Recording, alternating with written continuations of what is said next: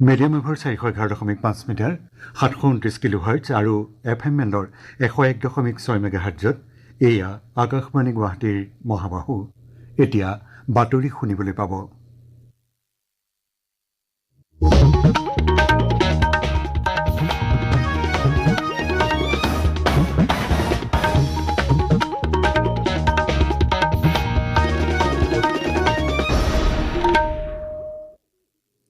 এয়া আকাশবাণী গুৱাহাটী।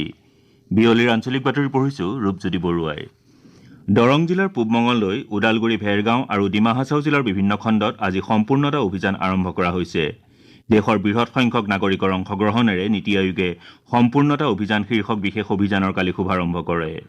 অসমতো বাক্সা, ধুবুৰী, দৰং, বৰপেটা, গোৱালপাৰা, ওদালগুৰি, ডিমা হাছাও, পশ্চিমা কাৰ্বি আংলং আৰু হাইলাকান্দিৰ কেইবাটাও উন্নয়ন খণ্ডক এই অভিযানে সামৰি লৈছে।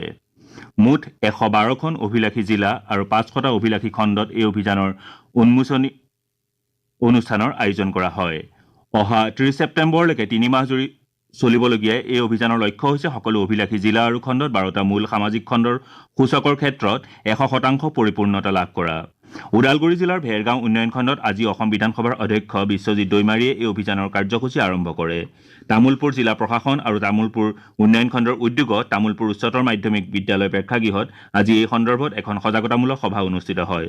সভাত বিটিআৰৰ পাৰিষদ হেমন্ত ৰাভাৰ লগতে জিলা প্ৰশাসনৰ কেইবাগৰাকীও উচ্চপদস্থ বিষয়া উপস্থিত থাকে।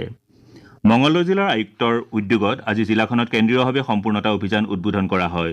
উদ্বোধনী কাৰ্যসূচীত স্থানীয় সাংসদ দিলীপ শইকীয়া, বিধায়ক দয়কৰ্মে বসন্ত দাস আৰু পৰমানন্দ ৰাজবংশীকে ধৰি কেইবাজনো বিশিষ্ট ব্যক্তি উপস্থিত থাকে। আনহাতে দক্ষিণ শালমৰা মানকচাৰ জিলাৰ ফেকামাৰীত, কাছাৰ জিলাৰ লক্ষীপুৰত আৰু ধেমাজি জিলাৰ মুৰকং চেলেকত কাইলৈ এই অভিযান আৰম্ভ হ'ব। এই অভিযানৰ অধীনত অভিলাষী জিলা আৰু উন্নয়ন খণ্ডসমূহত মূলতঃ প্ৰথম 3 মাহতে পঞ্জীয়নভুক্ত প্ৰসূতিৰ সংখ্যা, সংহত শিশু বিকাশ সেৱাৰ অধীনত প্ৰসূতিৰ পৰিপূৰক খাদ্য যোগান, শিশুৰ সম্পূৰ্ণ ৰোগ প্ৰতিৰোধ ক্ষমতাৰ বৃদ্ধিৰ হাৰ, চৰকাৰে 2015তে কৃষকৰ বাবে আৰম্ভ কৰা ছয়েল হেল্থ কাৰ্ডৰ যোগেদি মাটিৰ নমুনা সংগ্ৰহৰ হাৰ, প্ৰতিটো খণ্ডত মধুমেহ আৰু উচ্চ ৰক্তচাপজনিত ৰোগীসকলক চিনাক্তকৰণৰ হাৰ আৰু একোটা উন্নয়ন খণ্ডত থকা আত্মনিৰ্ভৰশীল গোটৰ বিপৰীতে পুঁজি লাভ কৰি থকা গোটৰ হাৰ, বিদ্যুৎ যোগান থকা মাধ্যমিক পৰ্যায় বিদ্যালয়ৰ হাৰ তথা পাঠ্যক্ৰম আৰম্ভ হোৱাৰ এমাহৰ ভিতৰতে পাঠ্যপুথি বিতৰণৰ হাৰ বৃদ্ধি কৰাৰ লক্ষ্য লোৱা হৈছে। 3 মাহজোৰা সম্পূৰ্ণতা অভিযানৰ অংশ হিচাপে নিৰ্বাচিত জনপ্ৰতিনিধিৰ লগতে জিলা তথা খণ্ড বিষয়াসকলে গ্ৰাম সভা, নাটক, পৌষ্টিক আহাৰ মেলা, স্বাস্থ্য শিবিৰ, প্ৰদৰ্শনী, সজাগতা সভা আৰু সমদল আদি বিভিন্ন কাৰ্যসূচীৰ আয়োজন কৰিব। এই অভিযানত উত্তৰ পূৰ্বাঞ্চলৰ ৰাজ্যসমূহেও সম্পূৰ্ণ সহৃদয়তাৰে অংশগ্ৰহণ কৰিছে। অৰুণাচল প্ৰদেশৰ নামচাই জিলাৰ চৌখাম খণ্ডত ৰাজ্যখনৰ উপ মুখ্যমন্ত্ৰী চৌনা মেইনে কালি এই অভিযানৰ শুভাৰম্ভ কৰে। একেদৰে নাগালেণ্ডৰ কিফিৰেত অনুষ্ঠিত উন্মোচনী অনুষ্ঠানত বিধানসভাৰ সদস্য চি কিপলিং সংথমে কাৰ্যসূচীৰ আৰম্ভণি কৰে। ইপিনে মণিপুৰৰ চুৰাচান্দপুৰ জিলাৰ লমকা চাউথ ব্লকত কালি আৰম্ভ হোৱা প্ৰথমটো কাৰ্যসূচীত মধুমেহ আৰু উচ্চ ৰক্তচাপৰ বিনামূলীয়া স্বাস্থ্য শিবিৰৰ আয়োজন কৰা হয়।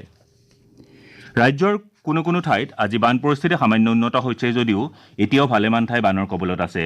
ৰাজ্যখনৰ সাম্প্ৰতিক বানত 29খন জিলাৰ 21 লাখৰো অধিক লোক ক্ষতিগ্ৰস্ত হৈছে।